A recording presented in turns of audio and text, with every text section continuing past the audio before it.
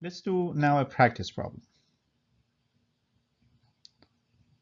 So we have the formula here. You want to have a 90% confidence interval to estimate the proportion of office workers who respond to emails within an hour to within plus minus 0.05. So this is the margin of error which is given here. Because you have not previously undertaken such a study, there is no information available from past data. That means that you don't know the estimation for P here. Determine the sample size as needed. So please pause, work on this problem, and try to find n the size of the sample which would fit into this problem. All right, so let's see the solution. So we're going to plug in all the numbers that we have into the formula. We need to have the z of alpha over 2, the critical value. 1 minus alpha here is 90%. That means that alpha is 10%.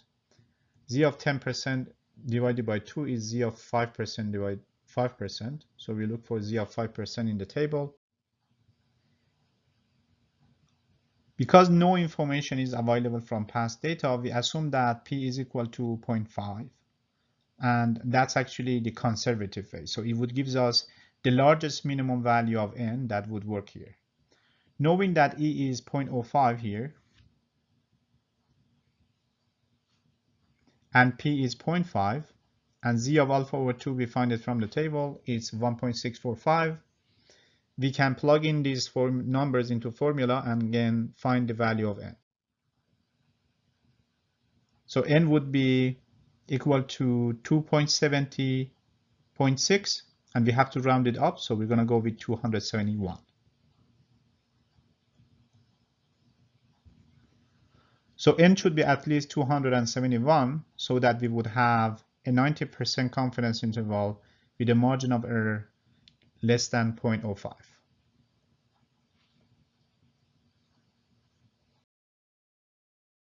Next practice problem.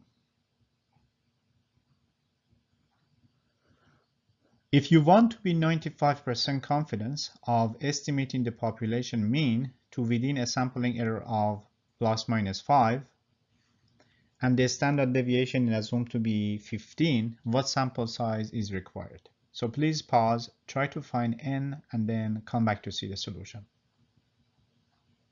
All right, so let's see the solution. So here we know we want to build a 95% confidence interval. That means that 1 minus alpha is 0.95, and this means that alpha is 0.05. So we're looking for z of alpha over 2, which is z of 0.025, which is 1.96. So we have 1.96, we can plug it in here and square it. We also have sigma is given here, so we can plug it in here and square it.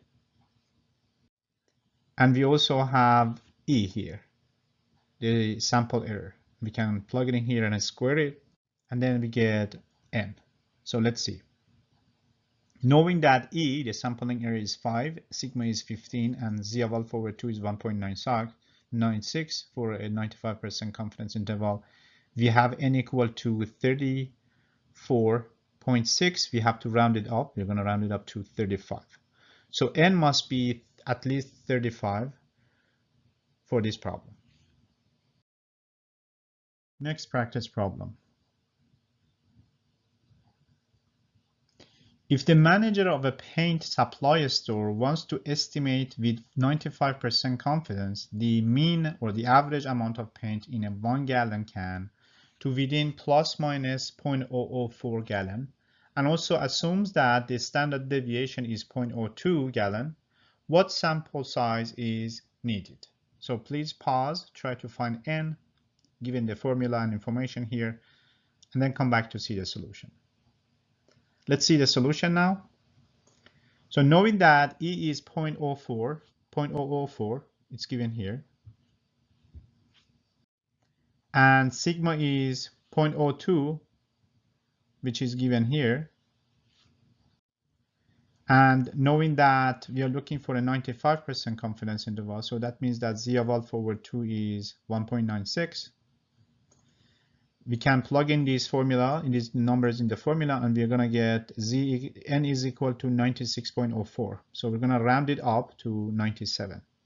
So the size of the sample for this problem must be at least 97 to work well. Next practice problem.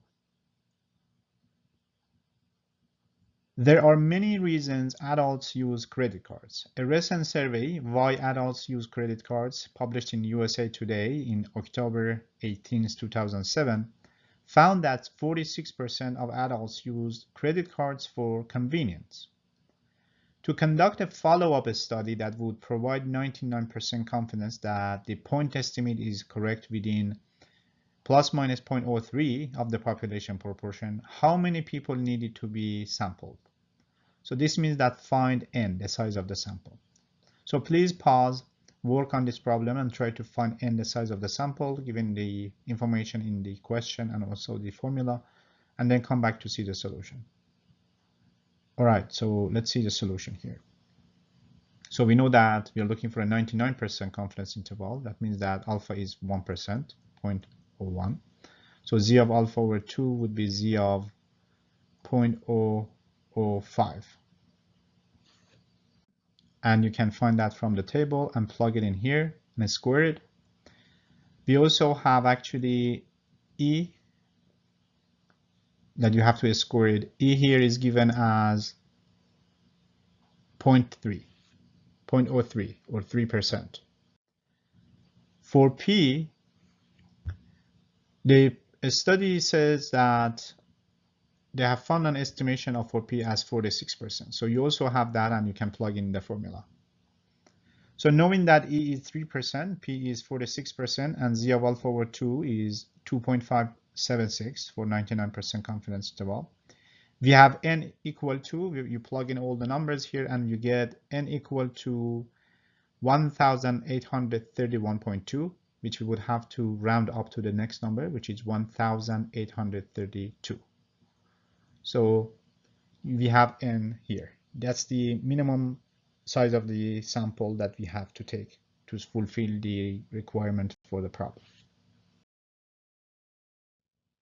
Another version of the same practice problem.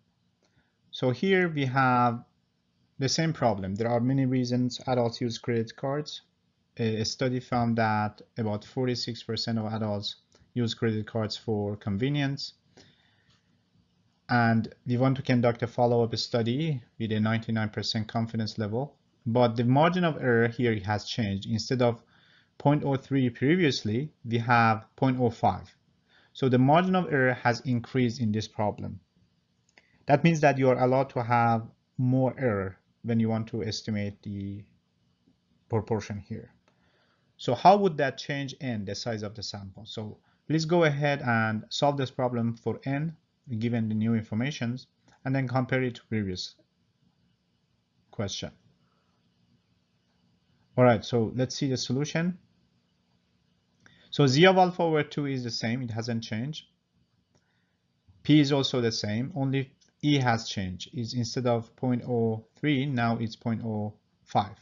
So let's go ahead and plug in every values that we have. And we get n equal to 659.2, which we would round it up to 660. So n actually decreased when we increased the margin of error. So we increased margin of error from 0.03 to 0.05. That means that we are allowed to have more error. Having more error actually requires less size of sample, or a smaller size of sample, and that's interesting to know. The higher the precision you require of your confidence interval, precision here means a smaller error. The higher precision means the smaller error. The larger is the size of the sample here. As we saw here, from more than 1,800, we have less than 660.